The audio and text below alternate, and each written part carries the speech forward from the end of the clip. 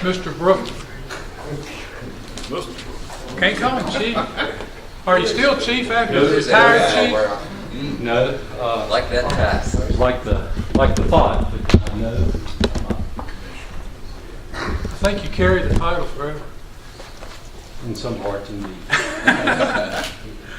JB, we just want to thank you, and I got to read this because it looks like you must have been here several times.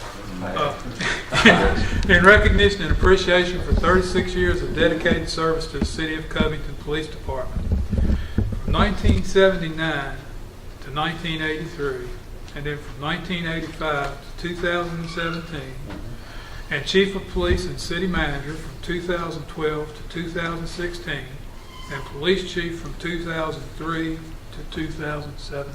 Wow. Thank you, bro.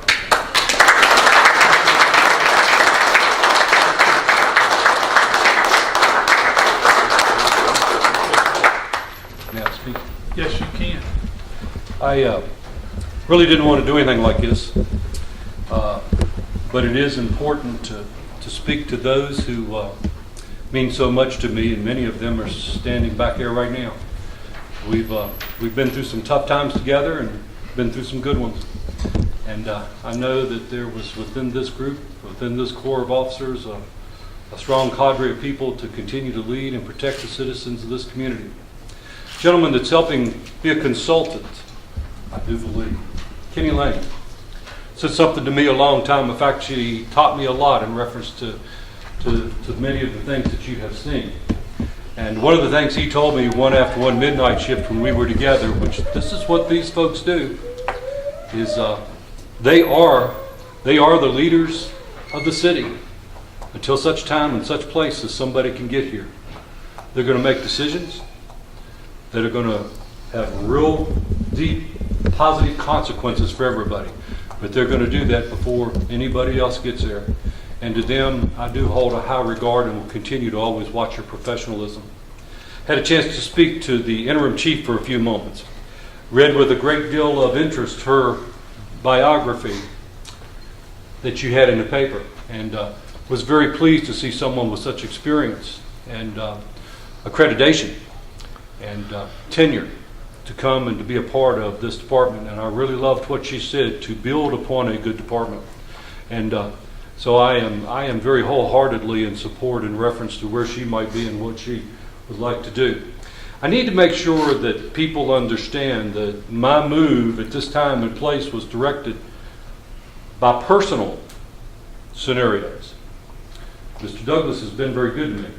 Mr. Douglas and I have crossed paths. Not as often nor to the degree that Mr. Bryant and I have crossed paths. but as always, it seems to always come and work out well, and I'm grateful for the time and the experience that we've been able to share. I'd like to tell a little war story that many people do not know. There are a lot of folks that I would like to recognize, and I can't because I'm going to forget everybody.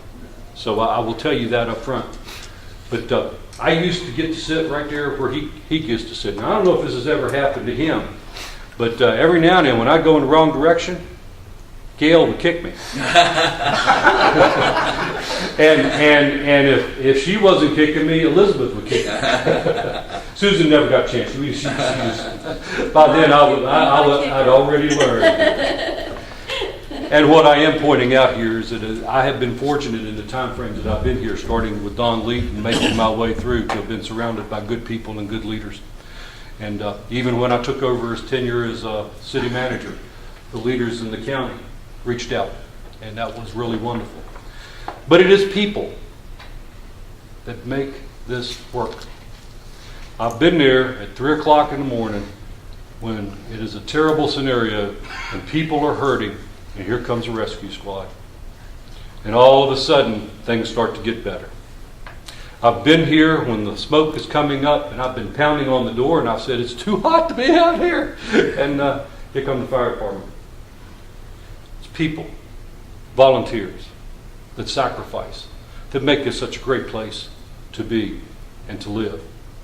I do not want to take anything away from, you said it very well when you spoke about Leroy, but let me tell you, I've been out here for bad times. And often I get called before anybody else would get called. Leroy would still beat me. He would be behind the snowplow. He would be shoveling the snow. He would be in the ditch with the shovel, and he wasn't leaning on it. I'm going to tell you right now. I know. He was always at it. And you said it beautifully. We've got an awful lot of people in the city that work to that manner in that way. I remember standing up here in May of 2003. You were here. Do you remember me speaking before council? And y'all were trying to decide who you might get. And it was 4-1. Bill voted against me. Never will forget that. I won't forget that. And I have been blessed throughout all that time frame to work with councils that wanted to work and make the city safe and to be a part of that. And I do have to say, I think over the last several years, including what has moved on, you have made some great progress since I was fired as meteorologist. You have made some great progress, and I appreciate everything. This job means a lot to me, but it means a lot to me because of the people. Been some wonderful achievements made, as well as been up against the wall. But it is people that make this work. I recognize that council represents the citizens.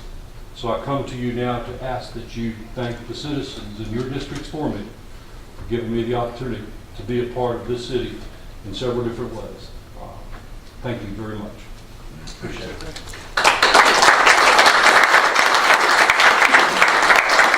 One more thing.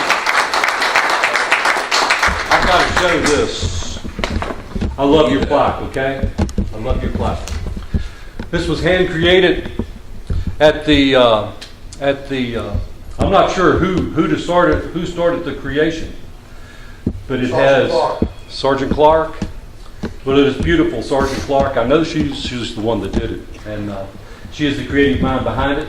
Oh, wow. Has our patch, has our badge, has all of the officers serving at the time and place when I retired as chief. Beautiful. That's beautiful. Thank you very much. Thank you. I will leave now.